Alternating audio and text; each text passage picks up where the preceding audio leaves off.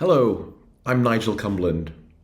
Many of you already know me. You've perhaps watched my other YouTube videos, seen me on my LinkedIn learning courses, have read my books, including 100 Things Successful Leaders Do, or 100 Things Successful People Do.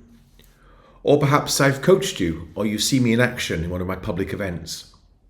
Anyway, welcome back if you know me, and if this is the first time, I hope you find my words inspiring and helpful, and I do encourage you to keep in touch with me. Today's video is based on a realization, having just attended a global coaching conference, where I noticed that people weren't truly listening and thinking about what they were saying. This video is really challenging you as a leader to say, are you really being clear on how you wish to show up in discussions, debates, conversations? Are you doing yourself justice in how you show up?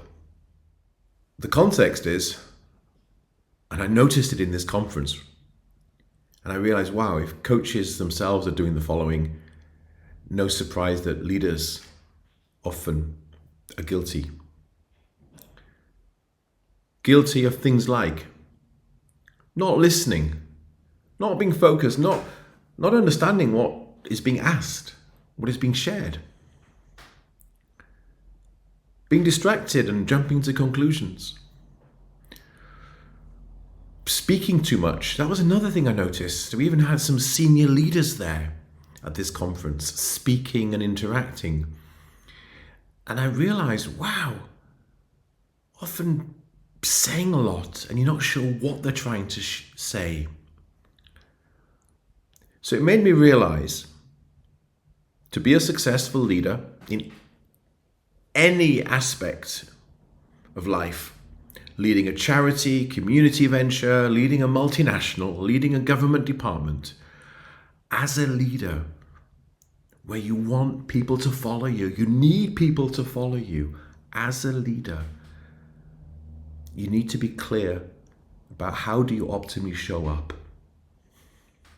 I'm going to share with you a very simple 3-part process to help you optimize how you show up so you don't regret after a discussion, after a meeting. You don't regret, I wish I'd spoken up more clearly. I wish I'd prepared better. I wish I hadn't spoken so much. I wish I'd had my point more clearly written down for me to express. To avoid regrets, do the following. Number 1, think and look ahead. It sounds simple. Make time to think and look ahead and make sense of, in an important meeting or an event, what's my part in this? Look at the agenda of a meeting. When will I have to speak up? How am I going to present my arguments? Do I have to present a project update? Do I have to defend my team's actions? Think ahead. Write down, plan, think ahead. How am I going to have to show up? And it may also be in emails. It doesn't have to be in meetings.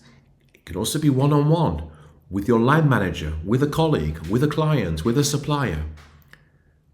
As a minimum, 2-3 minutes spent thinking ahead can save you the embarrassment of saying something or quickly writing something which actually isn't ideal. It isn't clear enough. It doesn't actually express what you should be communicating. So that's number 1. Think and look ahead. Number two, prepare and practice. It could sometimes be really useful to write down bullet points of what you wish to express in an upcoming meeting, in an upcoming discussion. How do you wish to influence the team? What are the points, A, B, C, D, that you really need to make? I encourage you to practice in front of the mirror, in front of a camera like this, on your laptop, in front with a colleague. Just get yourself ready and maybe have your brain hear and experience yourself speaking. And with emails and communications, the equivalent would be to draft your communication and save it in drafts. What I'm trying to say is make time to prepare and practice before you actually step into either speaking an event or pressing send and an email's gone out. The third part of my process is to be agile, I suppose, be flexible in the moment. So when you're actually in the team meeting, you're in the discussion, read the room. You may have beautifully prepared your points, your arguments. You may have them there on a post-it note. You may have sketched them out as a mind map or as a list in your journal, and it's in front of you, or on your laptop if you're on an online meeting, or laptops are okay to have in a face-to-face meeting. But don't automatically read your script, refer to your bullet points, unless it's the right thing to do. Because you know in life how meetings, conversations can steer in different directions.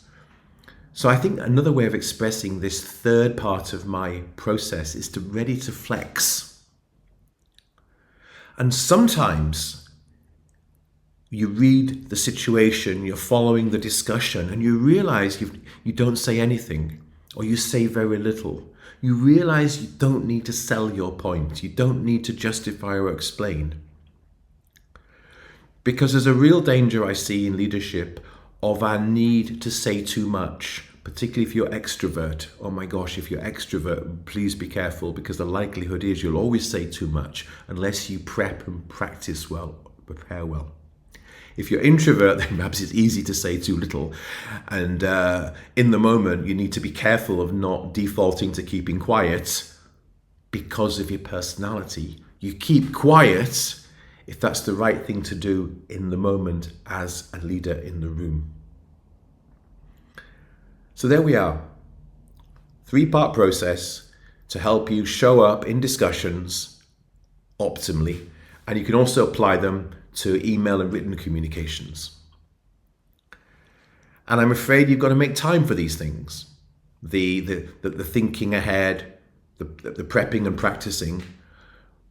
But honestly, it doesn't take very long, and it's far better to make time before you have a discussion than afterwards to have to repair the damage because in some way you communicated suboptimally. You said too little, you said too much, you got off track, and people are either confused or not clear on what it is you actually needed or wanted to say. I hope you find my short videos helpful. I'm realizing there's a need for them because people often come to me and say, hey Nigel, how do I do X, Y, Z? How do I be better in this area? And I encourage you to follow me on YouTube, check out my books, my LinkedIn learning courses, connect on LinkedIn, message me through LinkedIn, or drop me an email. My emails will be, you can Google my details and find me. And give me some feedback as well about these videos. I'd love to know, are you wanting more detail, for example?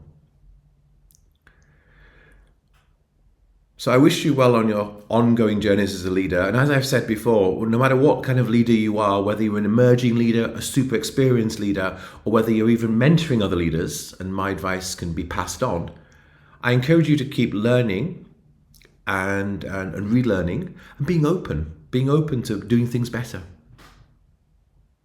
So good luck, and bye-bye for now.